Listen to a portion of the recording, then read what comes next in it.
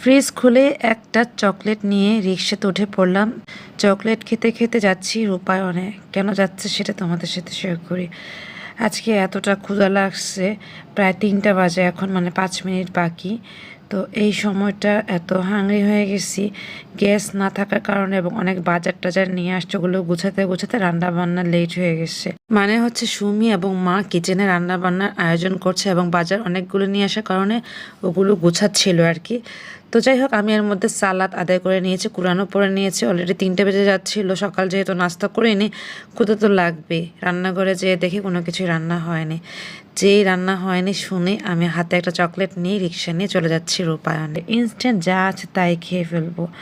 তো আমি রূপায়ণে আসার পর ঠিক দোতলায় চলে আসছি। আর সিপির আমার রাইসটা খুব পছন্দের, আমি আরও কয়েকবার খেয়েছিলাম। আমার সিপির রাইসটা এত মজা লাগছিল, তো আমি মাঝে মধ্যে মনে হতো যে আমি কিছুই খাবো না, শুধুমাত্র রাইস খাবো, মানে রাইসটাই এতটা টেস্টি ছিল। যাই হোক, সিপির ভেতর তো আসলাম। আসার পর গরম গরম চিকেন দেখার পর তার লোভ সামলাইতে পারতেছিলাম না, মনে হইতেছিল যে সব কিছু হাতে নিয়ে মুঠোর মধ্যে নিয়ে খেয়ে ফেলি।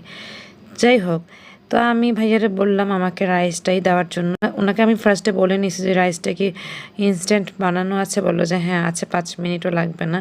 তো আমি তো অনেক হাংরি, তো আমি ভাবলাম যে ঠিক আছে, আমাকে একটা রাইস দিবেন। আর এইমাত্র গরম গরম স্পাইসি চিকেনটা ওইটা নিয়ে নিচ্ছি। আর ওখানে ক্রিসপি চিকেনও ছিল, বাট আমার কাছে মনে হয়েছিল এই রাইসের সাথে স্পাইসি চিকেনটা ভালো লাগবে। সাথে একটা ঠান্ডা মজু নিয়ে নিচ্ছিলাম। তারপর তো আমি এই যে খাচ্ছি খেতে খেতে হঠাৎ মনে হলো যে হায় হায়, আমি এটা কি করতেছি। এখন তো মানে চিকেন খাওয়াটাই যাবে না, যেহেতু অনেক ভাইরাস অ্যাটাক হয়েছে, মানে বার্ড ফ্লু যেটা। আর এরকম ব্রয়লার বা ফার্মের মুরগির মধ্যে নাকি সেই ভাইরাসটা অনেক, আমি নিউজে দেখেছিলাম এবং শুনেছিলাম। তো এই চিন্তা করে আমার মানে খাওয়ার শেষের দিকে মনে হয়েছিল যে আল্লাহ, আমি চিকেন কেন খাচ্ছি, এটা না খেলেই পারতাম। তো এটা নিয়ে সারাক্ষণ আতঙ্কের মধ্যেই ছিলাম। খাওয়া দাওয়া শেষে বক্সটা আমি আমার ব্যাগে নিয়ে নিব, যেহেতু বড় একটা ব্যাগ নিয়ে আসছি।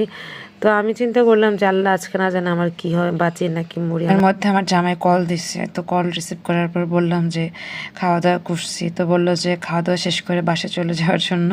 তারপর ভিডিও কলে কথা হয়েছিল, এর মধ্যে আমি একটি স্ক্রিনশট নিয়ে নিচ্ছিলাম আর কি। যাই হোক, তারপর আমি এর মধ্যে ঘোরাঘুরি করতেছি, উপায় না আসছি না, একটু ঘোরাঘুরি করে দেখতেছি যে কিছু নতুন আসছে কিনা। বাট না, একটা কুর্তিও পছন্দ হয়নি। একটু দেখে নিজের মতো করে বেরিয়ে পড়লাম। এখানে কিছু হিজাবও দেখতেছিলাম, না কোনো কিছুই পছন্দ হইতেছিল না, সব পুরান ভার্সন।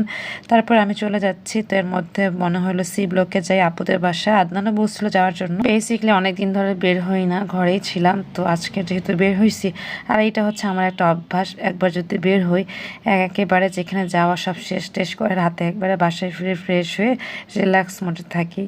তো যেহেতু আজকে আমি সুন্দর করে রেডি হয়ে বের হয়েছি, তো খাওয়া দাওয়া শেষ করে ফেললাম, অল্প সময়ের মধ্যে হাতে সময় আছে, তো যেতে পারি। তো এর মধ্যে আমি মাকেও ফোন দিচ্ছি যে আমি যাচ্ছি সি ব্লকে, আপনারা আসতে পারেন। তো মা বাবাও আসার কথা ছিল, ওনারা বলছে দেখি আর কি। তা আমি আবার এর মধ্যে যে কলেজের সিঙ্গারা নিয়ে নিচ্ছি। আবার এইখানে আমার মনে হলো হায় হায়, আবার কি করলাম, কলেজের সিঙ্গারা কেন নিতে গেলাম, যেহেতু আমি অর্ডার দিয়ে ফেলছি। তো কলেজের সিঙ্গারা আর আমি সুন্দর একটা বাবল চুইংগামের অর্ডার দিয়েছিলাম, বাট চুইংগামটা আমাকে দেয় নাই, চুইংগাম ছাড়াই আমাকে সিঙ্গারাটা দিছে। তো ওনারা বললো কি ওনাদের মুরগি হচ্ছে নিজেরা মানে পালে, সে পালা মুরগির কলেজে দিয়ে নাকি সিঙ্গারা বানাইছে। তো শুনে খুব মজা পাইছে এবং ওনারা স্ক্রিনও দেখাচ্ছিল যে মুরগি পালে না, ওনাদের ফার্ম আছে, তো ওইটাও দেখাইতেছিল। যাই হোক, আল্লাহ ভরসা। তারপর আমি আপুর বাসায় গেলাম। এর মধ্যে আপু বললো সাফওয়ানকে একটু স্কুলে মানে ওর কোচিংয়ে দিয়ে আসার জন্য। আমিও যেহেতু রেডি ছিলাম, আমিও 5 মিনিট বসে তারপর সাফওয়ানকে নিয়ে ওর কোচিংয়ে দিয়ে আমি আবার বাসায় চলে গেলাম, মানে আপুদের বাসায় গেলাম। এর মধ্যে বাবা মাকে খুশি আপু, শর্মী আপু ফোন দিয়ে নিয়ে আসছে যে আজকে ওনারা একটু চটপটি একটু নাস্তা করবে, সবাই একসাথে নাস্তা করি। তো বাবা মা আসার কথা না, মাজার ভাইয়ার শরীর খারাপ, জ্বর, মানে ওনাকে দেখার জন্যই বাবা মা আসছে। এর মধ্যে খুশি আপু অনেক আইটেম করে ফেলছে, এতটা খাইছে আজকে, মানে ডিনার না করলেও হবে এরকম একটা অবস্থা। চটপটিটা খুবই মজা হয়েছে। আর আমি সাফওয়ানের সাথে কিছুক্ষণ গল্প করতেছিলাম। এর মধ্যে বাবা মাও আসছে, খাওয়া দাওয়া করছে। নাস্তা করার পর আমি এশার সালাদ আদায় করে নিয়েছি, যেহেতু অনেক খাওয়া হয়েছে, চাটা লেট করে খাচ্ছিলাম। আপুরে বলছে চাটা লেট করে দেওয়ার জন্য। তো বাচ্চারা কিন্তু মানে বিরিয়ানি খুব পছন্দ করে, আমারও তো পছন্দ। তো ভাইয়া আবার নাজিরাবাজের বিরিয়ানিটা অর্ডার দিয়ে নিয়ে আসছে। তো আমরা এত খাইছি যে আর খেতে পারবো না, তাই আমরা খাবারগুলি প্যাকেটগুলি আমাদের 5 জনের, সুমি, আমি, আদনান, বাবা, মা সবাইকে প্যাকেট আপু ধরিয়ে দিল, জোর করে দিয়ে দিচ্ছে।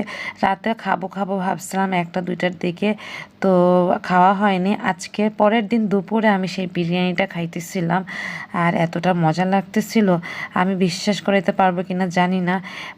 এত পরিমাণের মাংস ছিল, আমি এত জায়গায় বিরিয়ানি খাইছি, এত প্রাইসের এত দাম দিয়ে খাইছি, কিন্তু এত পরিমাণে মাংস দেয়নি, হাড় দিয়ে ভরায় রাখছিল। তো আজকে দুপুরে আমি রিল্যাক্স মুডে পুরো বিরিয়ানিটা শেষ করছি, আমার কাছে খুবই ভালো লাগছিল। থ্যাংক ইউ আপু অ্যান্ড ভাই এত মজার মজার বিরিয়ানি নাস্তা খাওয়ানোর জন্য। বিদায় নিতে হচ্ছে, আল্লাহ হাফেজ।